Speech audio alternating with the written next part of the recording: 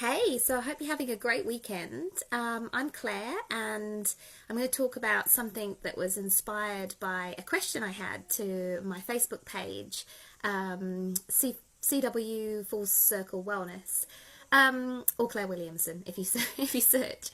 Yeah, so I'm pretty tired this afternoon. My body seems to have given up on me this week with a big lurgy and then a migraine this morning, so kind of a little bit poked. But yeah, the question that I had was, Claire, how do you seem to maintain so much joy? And I realized that from the outside, I guess I look like I maintain this sunny disposition all the time. And I wanted to say that it isn't true. Not to put myself down, I am pretty positive most of the time, but I'm also human, so I have moments where, life happens and I don't feel so positive.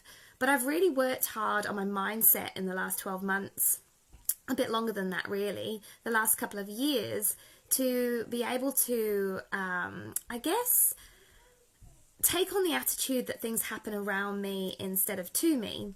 And that feeling of joy is being able to appreciate where I am fully in the present. So I'm not shackled to the past anymore, but I'm also not preoccupied by what's going to happen in the future. And I wanted to share 3 tips for you to find that place.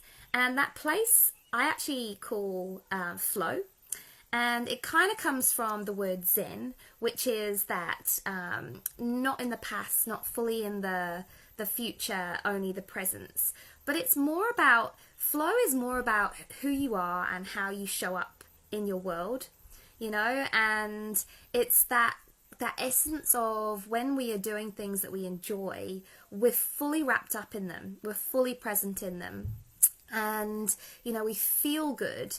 But when we're doing those things that we don't enjoy, we start to feel bored, we don't feel challenged. So flow is really about feeling completely aligned with what you're doing and that it's the right thing to do, kind of using your joy as a GPS. Hey Kellen, how are you?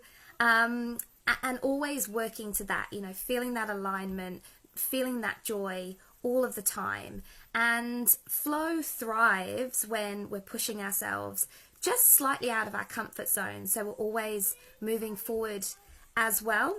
So my strong belief is that past experiences create beliefs that limit us. They limit our actions, and that's what my work as a coach is all about. It's about freeing you from those past experiences in the sense that they become useful to you in creating the future that you want.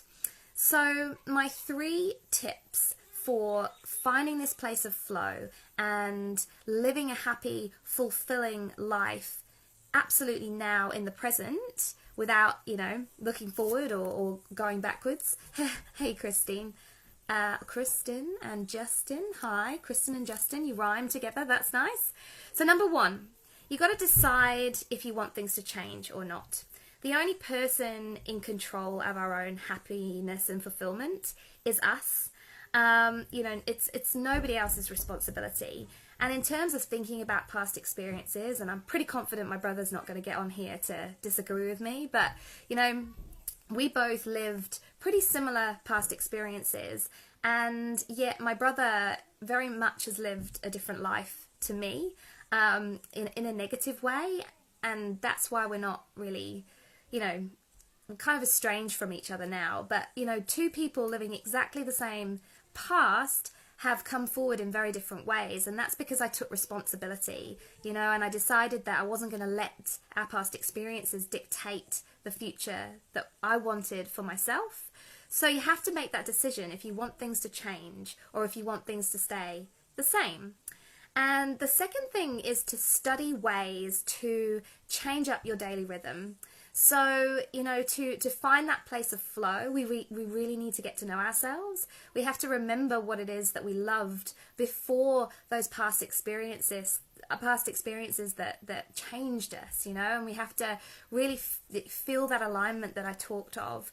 I did do an incredible master class, a mindset master class that I'm happy to connect you to if you'd like to watch that. It's just under an hour long, and it's got 10 practical things that you can do every single day to change up that daily rhythm, to get you into that positive state and to build your resilience, but also start working on healing that inner condition. And the third thing is, whatever you find for that daily rhythm, you work on that daily. I don't know if you've heard of neuroplasticity, but it's the theory, or it's the ability of the brain to adapt and change through experiences. So just like we have past experiences that create these beliefs that dictate our future actions, new experiences can completely rewire our brains and get us thinking in a completely different way that leads to completely different actions, and a completely different way of life. So that's my 3 tips for living a happy and fulfilling life. I hope they're useful. I hope you enjoy the rest of the weekend, and I'll see you soon. Okay, bye.